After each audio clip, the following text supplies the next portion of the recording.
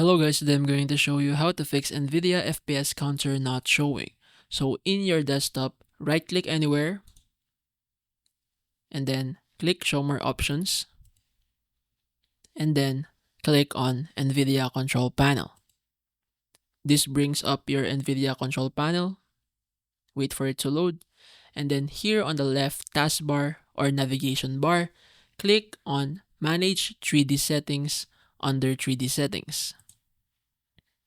Once you're here, click Restore Defaults. And then click Restore here on the global settings. Once you do that, close it and then restart your PC. And then double check if your FPS counter is now showing. But if it doesn't still work, make sure to perform a clean install of your NVIDIA drivers and your NVIDIA GeForce Experience. But then if it still doesn't work, your last resort is to reinstall or do a clean install of your operating system.